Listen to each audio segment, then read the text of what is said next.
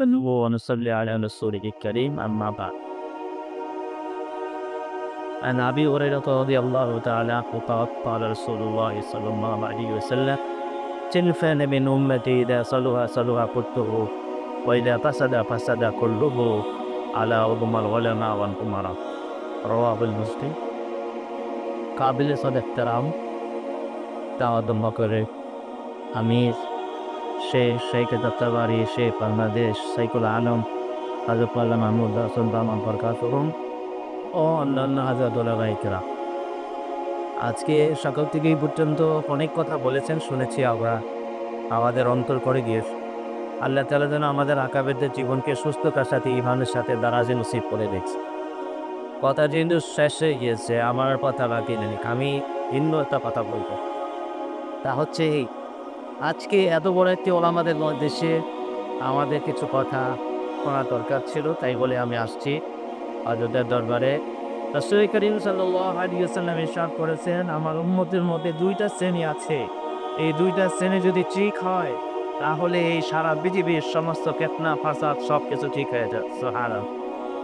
তাহলে সেই দুইটা শ্রেণী কারা? আল্লাহ রাসূল আমাদেরকে সতর্ক করে বলছেন, আলা, আমরা ওলামারা আছি, বুঝতেছি, হতে তাম্বি, সাবধান, কান খুলে দাও। সেই দুই গোষ্ঠীর মধ্যে একটি গোষ্ঠীর নাম হলো ওলামা, আলিমান জমা ওলামা, ওলামা গোষ্ঠী আর হলো ওমারা গোষ্ঠী। এই দুই গোষ্ঠী যদি ঠিক হয় তাহলে পৃথিবীর সমস্ত ফিতনা ফাসাদ কষ্ট ক্লাস সবকিছু দূর হওয়া সম্ভব। তা হচ্ছে সিরিয়ালে 1 নম্বর নাম হলো ওলামা, 2 নম্বর হলো ওমারা। আজকে এই মসজিদের মধ্যে দেখা যাচ্ছে প্রায় 80% হযরত ওলামায়ে কেরাম আছে। আমি হযরতদের কাছে বিনীতভাবে ছোট ভাই হিসাবে আবদার করব, সেই ওলামারা আমাদের কি শিখিয়ে যে কাজটা করলে পরে সারা পৃথিবীর মানুষের 50% সংশোধন হয়ে যাবে আর 32% ওলামাদের থেকে যাবে। আমি সেই কথা দেখে সংক্ষেপে পেশ করার জন্য বলছি।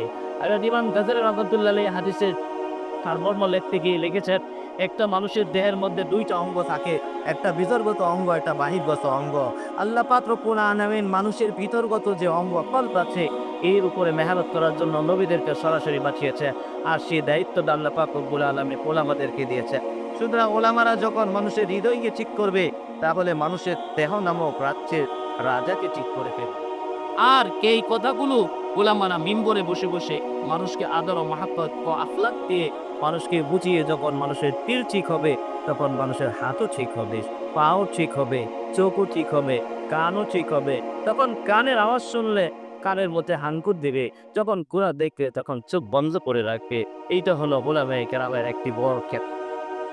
কিন্তু কথা আছে, চোরে সরে না করবের কাহিনী, চোরে সরে না তরবের কাহিনী। ইমাম যখন খতিব যখন খুতবা দেয়, চোর তো আসে না মসজিদে, সে সবার পরে এসে জুতা চুরি করার চিন্তায় থাকে। সুতরাং তারে ঠিক করতে হলে ওলামার ওয়াজ যথেষ্ট হয়, সেখানে তার দান্দা লাগবে, যে দান্দা দিয়ে ওকে ঠান্ডা করে হলে ঠিক করতে হবে। সুতরাং বুঝে গেল পৃথিবীর সংশোধনের জন্য দুইটা শ্রেণী আল্লাহ রাসূল ঠিক করে দিয়েছে। এর শ্রেণীর নাম হলো ওলামা আর এর শ্রেণীর নাম হলো ওমারা। সুতরাং আমার ওলামা ভাইয়েরা যদি আমাদের এই দায়িত্বগুলো ঠিকমতো আদায় করি, যে কথাগুলো সকাল থেকে এই পর্যন্ত বলা হয়েছে, যে আমাদের সংশোধন কষ্ট হলো, সংশোধন কোথায়? আমি আমার ছোট জীবনে শেখুল ইসলাম আল্লামা তৌফিক উসমানী হাফিজাহুল্লাহ তার কাছে দীর্ঘ 4 বছর থাকার পরে, হাকিম আক্তার সাহেব রাহমাতুল্লাহ আলাইহির দরবারে 4 বছর থাকার পরে আমার কাছে যতটুকু পর্যন্ত স্পষ্ট হয়েছে সেটা হলো 2টি জায়গা। 1 নম্বর, একটা মানুষের জহের আছে, একটা বাতিন আছে। আমরা এতক্ষণ পর্যন্ত যতগুলো আলোচনা করেছি সেই আলোচনার সারমর্ম হলো জহের, অর্থাৎ সুন্নাত। আমার মাথার মধ্যে পাগড়ি আছে, এটা কি বাতিন না জহের? আমার মুখে দাঁড়িয়ে আছে, জহের না বাতিন? আমার গায়ে পাঞ্জাবি আছে, জহের না বাতিন? আবার হযরত মাওলানা মাহমুদ হাসান সাহেব দামাত বরকাতুহুম বলেন সুন্নতে হেফাজত। আমি বলি এই পাগড়িটা পরে যদি হলের সামনে দিয়ে যায়, সিনেমা হলের সামনে দিয়ে, আর হরবা যদি বলে আপনাকে 5 ক্লাস টিকিটটা ফ্রি দেওয়া হবে, এই পাগড়িটা পরে যাওয়া কি সম্ভব? তাহলে বোঝা গেল সুন্নতে হেফাজত। এই জামাতে পরে হলের সামনে গেলে যদি আমাকে বলে আপনাকে এসি রুমে বসানো হবে, ফ্রি দেওয়া হবে, যাওয়া কি সম্ভব? তাহলে বোঝা গেল সুন্নতে হেফাজত। ভাইয়া আমরা এদের যারা আছি, যে কজন ওলামা আছি, আমার মাথা থেকে পায়ের তালু পর্যন্ত সুন্নতের ঝলক যদি চলতে থাকে, একটু আগে আমাদের হযরত বলেছেন যে এক একটা সুন্নতের কারণে 4টা ফায়দা হয়। এর মধ্যে 1 নম্বর মানুষের অন্তরের মধ্যে মুহাব্বত পয়দা হয়। আমরা বলি উলামায়ে কেরামের দাম নাই, উলামায়ে কেরামের দাম কমে গিয়েছে। দাম তো আপনার হাতে, দাম তো আপনার জীবনে, দাম তো আপনার কর্মে। ভাইয়া আপনি কর্ম ছেড়ে দিয়েছেন, আপনি প্রতিফল চান, গাছ লাগাবেন না ফল চান, তা কখনো হতে পারে না। সুতরাং ভাইয়া আপনি আপনার পায়ের তালু থেকে মাথা পর্যন্ত ইন্তু তাকায় রেখেন, আপনার কয়টা সুন্নত আছে, কয়টা আপনি শোয়ার সময় গনে গনে আজকে থেকে চল, তিস্তায় যাওয়ার পর আপনি বুঝে বের করেন আমার এই শোয়ার সময় আল্লাহ রসুলের কয়টা সুন্নত আছে, কয়টা নাই। আপনি আপনার সকাল থেকে বিকাল পর্যন্ত পুরোটা সময়ের মধ্যে আপনি বেছে নেন, আজকের থেকে করে নেন। দেখেন সমাজের শুধু মানুষ নয়, কুকুর থেকে শুরু করে সমস্ত মাতৃক আপনাকে মহাব্বত করা শুরু। তাহলে আমাদের ওলামাদের পতন থেকে বাঁচার কোনো রাস্তা নাই না আছে? তৃতীয় নম্বর, আমাকে সচেতন করতে হবে আমার শরীরে, আমার হার্টকে ঠিক করতে হবে। এই জায়গায় আমি আর লম্বা কথা বলতে পারছি না, আগে তো সংক্ষেপ করেছি, এটাও দেবে। আমাদের ওলামায়ে গ্রামের কাজ করার জায়গা হলো মসজিদ, হৃদয়। আমারও ঠিক করার জায়গা মানুষের হৃদয়। হৃদয় হলো একটা দুর্গ, আর তার একটা দরজা আছে। এই দরজা দিয়ে চোর ডাকাত বদমাশ সবকিছু প্রবেশ করে। হযরত আনবী আহমদুল্লাহ আলাইহি আয়াতের ব্যাখ্যায় লিখেছে, ফালহামাহা ফুজুরাহা ওয়া তাকওয়াহা। মানব সৃষ্টির সাথে সাথে আমি মানব দেহের মধ্যে ভালো এবং মন্দ দুইটি আমি সমান সমান করে 50% দিয়েছি। সুতরাং ভালো করার অনুভূতি, খারাপ করার অনুভূতি দুটোই আল্লাহ সৃষ্টিগতভাবে দিয়েছে। এইবার যদি আমি একার থেকে খারাপ গুলাকে এই দুবার বন্ধ করে দিতে পারি, তাহলে আমার জীবন খারাপ না ভালো? খারাপ না ভালো? খারাপ না ভালো? সুতরাং সেই দরজা দিয়ে কে কে প্রবেশ করে, সেই দরজার সেই চোরগুলোকে চিহ্নিত করতে হবে। হযরত থানভী রাহমাতুল্লাহ আলাইহি মুজাদ্দিদে মিল্লাত, এর মতো মুজাদ্দিদ পৃথিবীতে দ্বিতীয়বার আসে কিনা তার সন্দেহ রয়েছে। উনি ওখানে চিহ্নিত করে দিয়েছেন, 1 নম্বর চোর এই দুর্গের মধ্যে যে প্রবেশ করে তার নাম হলো চিনি, তাকাব্বুর, অহংকার। কেউ বলেন আমাদের নাই, নাই, নাই। তার বিপরীত হলো তাওয়াজু, অহংকারের বিপরীতে তাওয়াজু। সুতরাং 10টা জিনিস তিনি চিহ্নিত করেছেন, এই রূপ 10টা চিহ্নিত করে বলেছেন। 1 নম্বর রূপের নাম হলো তাকাব্বুর, ফালহামা ফুজুরাহা তাকওয়া।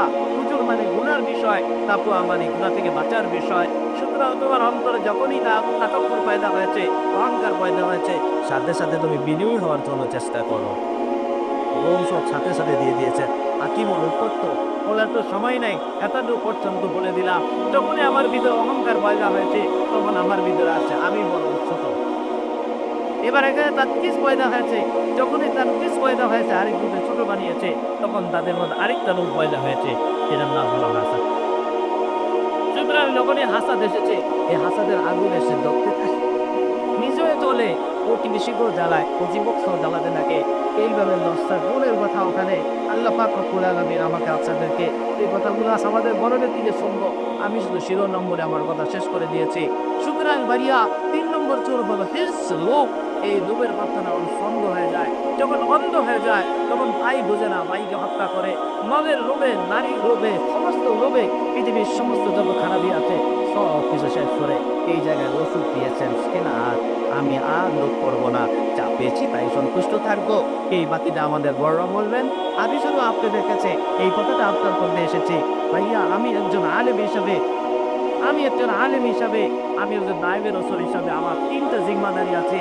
এই 3টা জিম্মাদারি যদি আমরা আদায় করতে পারি, তাহলে আমার জানা মতে আমি বড়দের শুরু করতে যতটুকু জেনেছি, তা হলো পৃথিবীর মধ্যে অল্প সময়ের মধ্যে আল্লাহ রহমতের ছায়া ফিরে আসবে ইনশাআল্লাহ। নম্বর 1, একজন আলেম নায়েবে রাসূল হিসাবে সে প্রধান হয়েছে। সুতরাং একজন আলেম 24 ঘন্টা তার ভিতরে ধ্যান থাকতে হবে, আমি শিক্ষক আর পৃথিবীর বাকিটা আছে সব ছাত্র। 2 নম্বর, আমাকে আল্লাহ পাক রব্বুল আলামিন রাসূল করিম সাল্লাল্লাহু আলাইহি ওয়াসাল্লাম কর্ত নবুয়তের তোফাইলে আমাকে 2য় নম্বর শিক্ষা দিয়েছেন, আমি হলাম নেগরান, অর্থাৎ আমি দেখনেওয়ালা, দেখভাল করেওয়ালা। উস্তাদ যেমন ছাত্রকে নেগরানি করে, আমারও নেগরানি করার 3য় নম্বর জায়গা রয়েছে। 3য় নম্বর, আমাকে ভাইকে সৌবত দিয়ে তার জীবনকে পরিবর্তন করতে হবে। সময়ের সংক্ষিপ্ততার কারণে শুধু শিরোনাম বলেছি। আমাদের প্রত্যেক ইমাম ভাই যদি 5 ওয়াক্ত নামাজের পরে এইভাবে কোনো সময় আদিয়া মসুরা শিক্ষা দেন, আবার কোনো সময় কেরাত শিক্ষা দেন, আবার কখনো বাজার শিক্ষা দেন, আবার কোনো আহকামাত এলাইয়া শিক্ষা দেন, মানুষ আল্লাহ মুখী হয়ে মানুষ সলে হয়ে যাবে। যখন মানুষ সলে হবে আসমান থেকে রহমতের পায়সানা হবে। সুতরাং জাহারাল ফাসাদু ফিল বাররি ওয়াল বাহরি বিমা কাসাবাত আইদিন নাস। পৃথিবীতে যত বিনষ্টতা এসেছে সমস্ত ফাসাদের মূল কারণ মানুষের কর্ম। এই কর্মের মূল ধারা উলামায়ে কেরামের থাকে। যদি উলামায়ে কেরাম ঠিক হয়, আল্লাহ রাসূল বলেছেন অর্ধেক 50% ঠিক হবে আর বাকিদের হতে 50%। আমরা যারা উলামা আছি আমরা অঙ্গীকারবদ্ধ হই আমরা যেন আমাদের জিম্মাদারিগুলা সুন্নাত আমল সমস্ত গুনাহ থেকে হেফাজত থাকার জন্য নিজে এবং অন্যকে আমাকে সকলের জন্য আল্লাহ পাক রব্বুল আলামিন তৌফিক দেন। এই বলে আমি আমার কথা শেষ করছি। ওয়া আখিরু দাওয়ানা আলহামদুলিল্লাহি রাব্বিল আলামিন।